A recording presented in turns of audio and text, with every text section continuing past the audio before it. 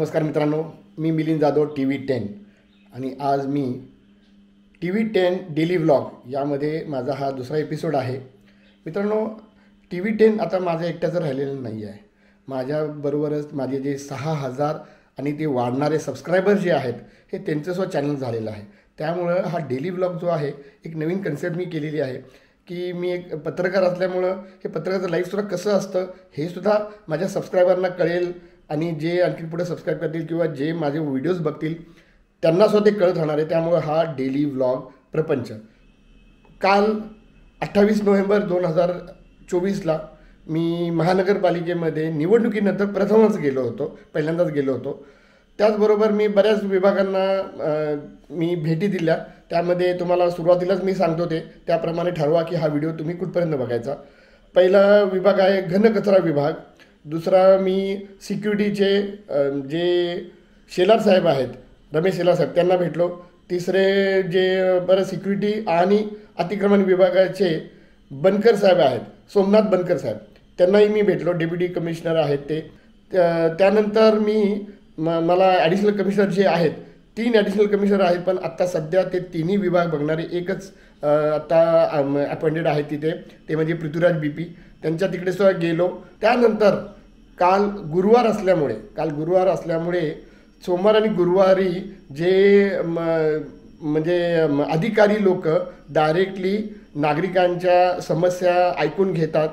Actually हे आयुक्त बघत होते अगोदर, तर तेही मी तुम्हाला पुढे सांगेनच. आणि आणखी सगळ्यात महत्त्वाचं म्हणजे मी आरोग्य विभागामध्ये गेलो असता तिथे डॉक्टर कल्पना बळीवंत यांच्याकडे गेलो असताना मला असं लक्षात आलं की जे RTI काही जे लोक आहेत ते खामकरांनी काही गोष्टीचा आक्षेप घेतला होता आणि डॉक्टर कल्पना बळीवंत मॅडमच्या बाबतीत, आणि त्यांना तात्पुरती पदोन्नती देऊ नये असं त्यांनी अर्ज केला होता.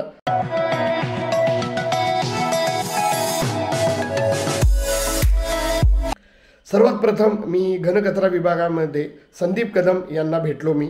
आणि त्यांना भेटल्यानंतर त्यांचा जो विषय होता, त्यांचे 2-3 विषय माझी संबंधित आहे, पण एक खास विषय असा होता की नुकतेच म्हणजे आमदारकी जिंकलेले कसबा पेठेमधले रासने साहेब जे आहेत, त्यांचा व्हिडिओ मी पाहिला होता. त्या व्हिडिओमध्ये ते ह्याचा कचऱ्याबद्दलचं त्यांच्या एरियामधल्याबद्दल ते बोलत होते. त्याचवेळी त्या व्हिडिओमध्ये तुम्हाला पृथ्वीराज BP जे ॲडिशनल कमिशनर आहेत, सगळ्या विभागाचेच त्यांच्या अंडर येतं ते, आणि संदीप कदम साहेब हे दोघे तिथं होते, तोही उल्लेख झाला. आणि दुसरा महत्त्वाचा मुद्दा आमचा TV10चा जो आहे तो ॲपेक्स कमिटी. मित्रांनो, ॲपेक्स कमिटीवर सुद्धा माझी बाईट होणार आहे आणि तीच गोष्ट मी संदीप कदम साहेबांना सांगितली. आपल्याला पारदर्शक राहायचं आहे.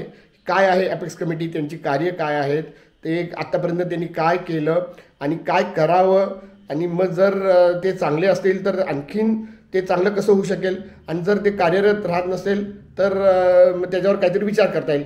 यावर बोलणं झालं. त्यांनी प्रॉमिस केलं. आणि मग तिथनं मी रमेश शेलार जे आहेत ते अकार्यकारी अधिकारी म्हणून त्यांना एक नवीन जे काय मी विशेषण म्हणीन किंवा एक पद म्हणीन, हे अजून मला कळलेलं नाही आहे. फक्त एक व्यक्ती राहिलेले ज्यांना हे विचारायला पाहिजे की अकार्यकारी हे काय प्रकार आहे. एक अधिकारी आहे, त्याला पूर्ण पगार मिळतो आहे, पण तो अकार्यकारी, मग त्याला कुठलीही सही करायची तशी ऑफिशियली परवानगी नाही. मग नक्की ह्या पदाचा नक्की अर्थ काय आणि त्यांची ताकद काय, हा सगळा आमचा शंकेचा विषय होता. यावरही माझा वेगळा बाईट लवकरच येणार आहे. पण तुम्हाला एवढंच आता सांगतो की फक्त मी ॲडिशनल कमिशनरपर्यंत मी हा प्रश्न विचारला, पण कुणी याचं समाधानकारक उत्तर देऊ शकलं नाही अकार्यकारी अधिकारी म्हणून. तर फक्त आता राहिलेले आहेत जे आयुक्त आहेत, आणि मला अशी खात्री आहे की आयुक्तांची माझी भेट झाली की ते याचं समाधानकारक मला उत्तर देतील, हे जी मला पूर्ण खात्री आहे. सुरक्षा विभाग आणि अतिक्रमण विभाग ह्या दोन्ही अगदी सेन्सिटिव्ह, नाजूक आणि मुख्य विभागाचे प्रमुख जे आहेत, डेप्युटी कमिशनर जे आहेत सोमनाथ बनकर साहेब, त्यांची भेट झाली. अगदी छान पद्धतीने त्यांची भेट झाली. त्यांचं नेहमीप्रमाणे खूप सहकार्य असतं. तर मित्रांनो, त्यांच्याबरोबर म्हणजे त्यांच्याकडे सुरक्षा विभाग असल्यामुळं त्यांना एक फार कळीचा प्रश्न मी विचारला की सामान्य नागरिकांना सामान्य नागरिकांना महानगरपालिकेच्या आवारामध्ये कुठे कुठे शूटिंग घ्यावं आणि कुठे नाही घ्यावं, विशेष करून कुठे नाही घ्यावं, हा प्रश्न मी त्यांना विचारला. तर बनकर साहेबांनी त्यावर असं मला एक सजेशन केलं की कल्पना चांगली आहे, तुम्ही प्रत्येक अधिकाऱ्यांचं म्हणणं लोकांपर्यंत पोहोचवत आहे, पण हे जे शूटिंगचं किंवा कुठे शूटिंग घ्यायचं याचं आयुक्तांकडनं तुम्ही ऑफिशियली परवानगी घ्यावी, म्हणजे तुम्हाला कुठेही काही अडचण होणार नाही. मला निम्म ते पटलं आहे, निम्म नाही. कारण का महानगरपालिका हे पब्लिक प्लेस आहे टोटल सगळी, तिथे कुठेही तुम्हाला शूटिंग घ्यायची परवानगी आहे. थोडंसं तुम्ही एक एथिक्स म्हणा किंवा एक नियम स्वतःचा पाळू शकता की शक्यतो एखाद्या कुठल्याही अधिकारी किंवा व्यक्तीचं शूटिंग घेत असाल तर त्यांना सांगून घ्या, त्यांची काय हरकत नसावी. अशा पद्धतीनं जर घेतलं तर ते दोघांच्या दृष्टीनं चांगलं होऊ शकतं. असो, हा मुद्दा आपण पुढे आणखी नेणारच आहोत. कारण का मी नुसतं बोलून उपयोग नाही, तुम्हाला काही आम्हाला व्हिडिओसुद्धा दाखवायचे आहेत. त्यानंतर दुसऱ्या मजल्यावर जे आहेत पृथ्वीराज BP साहेब जे ॲडिशनल कमिशनर आहेत त्यांच्याकडे गेलो, पण ते त्यावेळी मीटिंगमध्ये होते. त्यांची भेट काल पूर्ण दिवसभरामध्ये झालेली नाही, त्यामुळे त्यांचा उल्लेख मी आता ह्यामध्ये करणार नाही. पण त्यांनाही मी हा प्रश्न विचारणार आहे, त्यांनाही TV10ची नवीन काही कल्पना मी सांगणार आहे आणि सजेशनही विचारत जाणार आहे. त्यानंतर मी गेलो आरोग्य विभाग, जो तिसऱ्या मजल्यावर आहे आरोग्य विभाग. कल्पना बळीवन मॅडम ह्यांना मी भेटलो. तिथे गेल्यानंतर मला तो विषय कळाला की एक RTI अधिकारी जे आहेत, RTI कार्यकर्ता जे आहेत रमेश खामकर हे महानगरपालिकेचेच जुने कर्मचारी आहेत. ते मिस्त्री या पदावरनं रिटायर झालेले आहेत. साधारणतः 10 वर्षापासून ते RTIचं काम करत आहेत. रमेश खामकर ह्या विषयावर आपण वेगळा बाईट टाकणार आहोत. आत्ता संदर्भ फक्त कल्पना बळीवन मॅडमचा देतो की त्यांना जी पदोन्नती मिळालेली आहे उप आरोग्य अधिकारी, तर यावर एका फक्त टायपिंग मिस्टेकवर त्यांनी शंका घेतलेली आहे की उप आरोग्य अधिकाऱ्याच्या ऐवजी उप आरोग्य असं काहीतरी विचित्र आलेलं आहे. तर ह्या टायपिंगच्या फक्त मिस्टेकवरनं त्यांना ती पदोन्नती मिळू नये अशी त्यांनी मागणी केलेली आहे. TV10 या नात्यानं मला असं वाटतं की टायपिंग मिस्टेक व्हायला नाही पाहिजे, पण ही टायपिंग मिस्टेक काय म्हणजे स्वतः कल्पना बळीवंत मॅडम तर नक्कीच टाईप करत नसाव्यात, ते कुणीतरी खालचे अधिकारी करत असावे. आणि बऱ्याच वेळा या अधिकाऱ्यांना एवढं काम असतं ते सगळे शब्द अगदी शब्द सगळे वाचू शकत नसतील. एकंदर त्यांना अर्थ कळाला, कारण का म्हणजे हे फार छोटं एका शब्दाचं गोष्ट होती ती. तर त्यामुळं एवढा मोठा चूक आहे असं वाटत नाही, जेणे त्यांना त्यांची पदोन्नती रद्द करण्यात यावी. तात्पुरती पदोन्नती त्यांची होती. आणि म्हणजे हे आता याच्यावर सुद्धा मी म्हटलं होतं की वेगळं तुम्हाला जर बघायचं असेल तर वेगळी बाईट याच्यावर होणार आहे. तर मित्रांनो, मग त्यांची बाईट घेऊन ते म्हणजे त्यांना खूप मनस्ताप होत होता, त्यांची बाईट घेऊन मी ती टाकलेली आहे. कृपया ही बाईट नीट आणि शेवटपर्यंत बघा. त्यामध्ये नेहमीप्रमाणे TV10नं सगळी कागदपत्रे जमा करून तुम्हाला शब्दशः कुठे काय बरोबर आहे, कुठे काय चूक आहे, आणि शेवटी लोक न्यायालय सगळ्यात उच्च तुम्ही ठरवा की खामकर बरोबर आहेत का बळीवन मॅडम बरोबर आहेत, ते तुम्ही ठरवा. आणि त्याच्यावर TV10चा सुद्धा रिव्ह्यू किंवा त्याच्यावरचं आमचं म्हणणं येणारच आहे. त्यानंतर 3 वाजले होते.